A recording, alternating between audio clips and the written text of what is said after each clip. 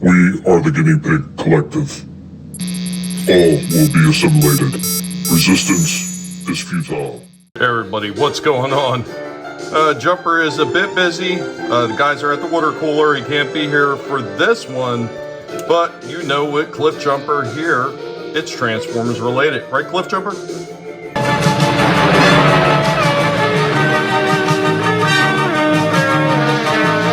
Transformers, more than meets the eye. Guys, what's going on? Even though Jumper can't be here with us, he sends his regards as we get into the Transformers with Siege War for Cybertron Jetfire. This is actually the second release of him that I did manage to put on pre-order a long time ago, and I am looking forward to finally getting this guy in hand and taking a look at him.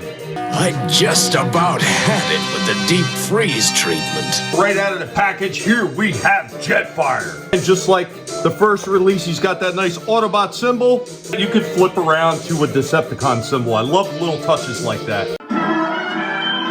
Goes with his gun with the blast effects. He's got okay articulation, but because there is no foot rocker, it is really difficult to get him in some positions. Big double barrel gun can split in half, thereby having two weapons to wield. So here goes Jetfire with all his extra armor pieces on, and when you extend the hands down, the little joint that actually holds the gun neatly stores up in there. You don't see it.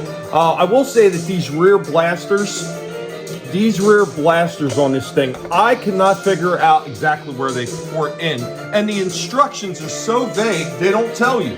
I mean, right here, they clearly say, hey, they go here. Where? Show me where. Because they don't show you where it ports, and obviously the way they're showing here, they sit up much higher, but I could not seem to find a port anywhere where it goes on his back. That is ridiculous. If you're going to give instructions for these things because they're so difficult to transform it and place all the parts, at least show us where these pieces go.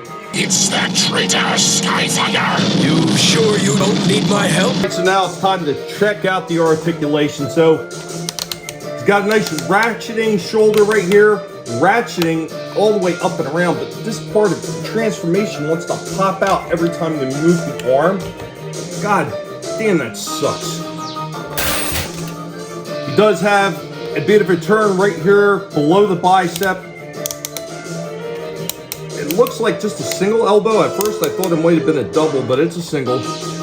He's got turn down here at the hand, and of course when you close his hands up, that nice little port for the gun pops out. I do like that touch. Absolutely no waste on this because he's so huge. The head turns side by side. He does look up pretty well, but cannot really look down. The legs got a fair amount of kicking forward action right there, a little bit back, but all these pieces get in the way right there. Let's see how far out can he do. Can he do the Van Dams? And yes, he absolutely can do the Van Dam splits. That's nice. Nice turn right there at the ball, the upper thigh as well. Nice knee joint right here. Once again, I thought for sure it'd be a double, but no, single.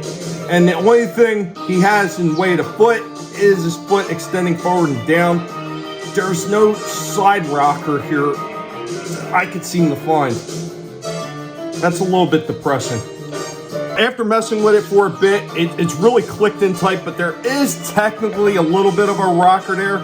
It's just not going to hold anything because it's part of the transformation. So as far as posability, he does not have a side rocker, even though technically he does, if you want to say that. Limited because I guess how big he is, but I've seen him do better articulation on Grimlock. While not as big as him, pretty damn close. Okay, so even though I couldn't figure out the port earlier, I didn't realize until I got into the transformation aspect of it. So this actually just comes up the ports there. And so when that port's on the side, now it's sitting much higher like it showed in the photos. I didn't realize that at the time and didn't get into transformation. It was the way it was packed, so that's my bad right there. Then let's get involved!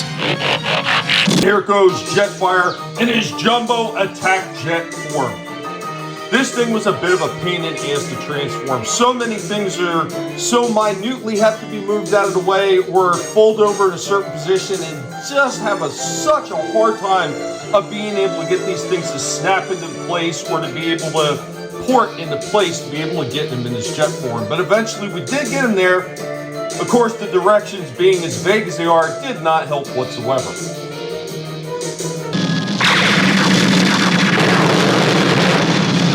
Here we go with Jetfire with all his extra armor attachments on, so he's got a little bit more firepower when going into battle with the Decepticons in the air. Here we go with some of the blast effects also ported on Jetfire. I really do like this figure. This figure is absolutely huge. It comes with all kinds of accessories, but it is a pain in the ass to transform. And for such a big price tag, you would kind of hope that things would lock into place a little bit easier than what they do.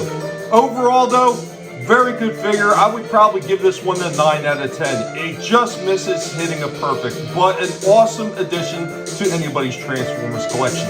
Anyway guys, be sure to let Jumper know what you think about this one. Later y'all. The Transformers, more than meets the eye. The Transformers.